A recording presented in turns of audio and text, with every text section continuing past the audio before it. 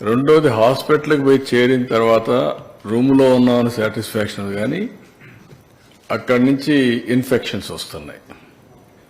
వేరే పేషెంట్లకు వచ్చిన డిసీజెస్ కూడా వీళ్ళకు స్ప్రెడ్ అయ్యే పరిస్థితి వస్తుంది.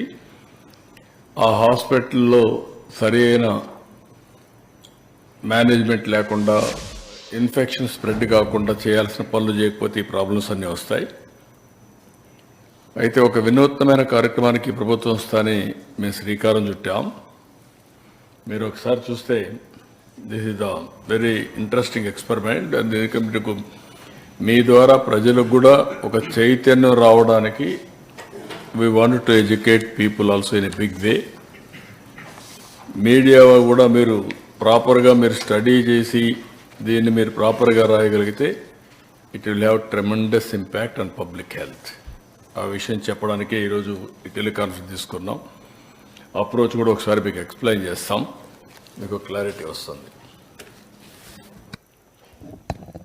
ఇప్పుడు ఒకసారి నెక్స్ట్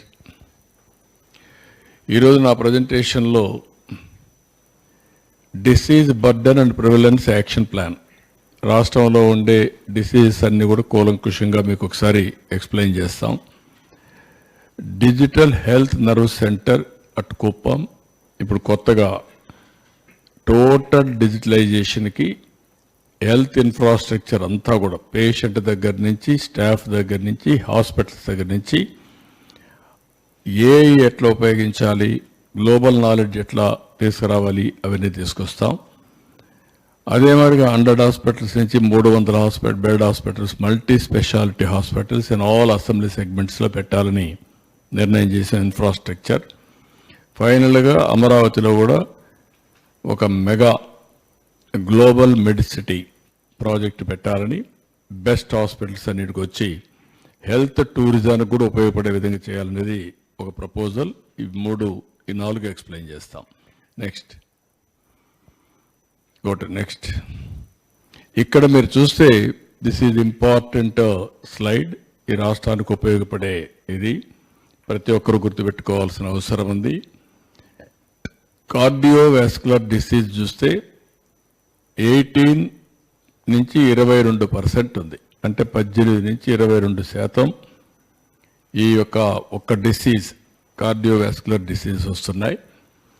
దీనికి కారణం కూడా మీరు చూస్తే హైపర్ టెన్షన్, అదే మాదిరిగా ఇసమిక్ హార్ట్ డిసీజెస్, స్ట్రోక్ ఇవన్నీ వచ్చే పరిస్థితి వస్తుంది.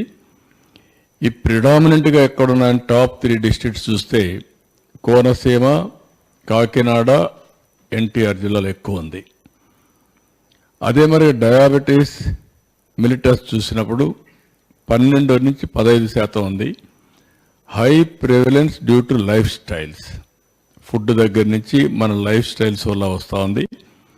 గుంటూరు, ఎన్టీఆర్, కృష్ణ ఇక్కడ హై బర్డన్ డిస్ట్రిక్ట్స్ ఇవి.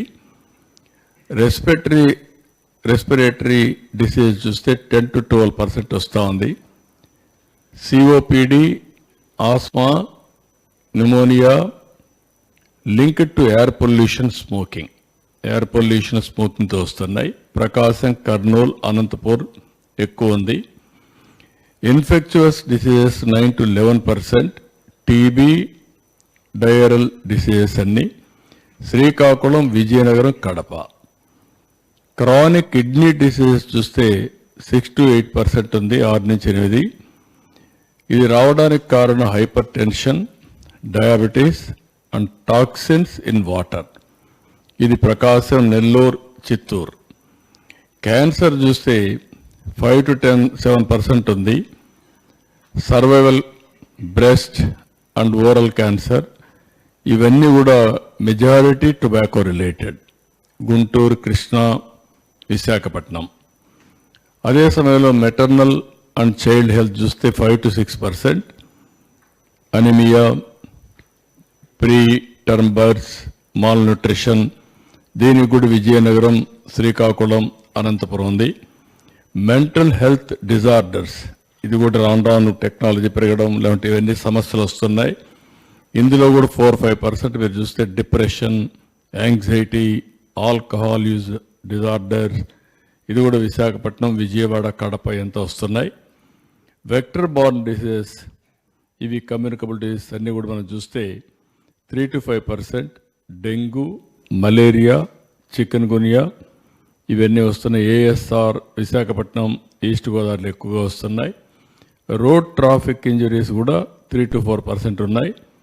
High fatalities due to poor road safety Krishna, Chittoor, Tirupati ఈ జిల్లాలో ఎక్కువ.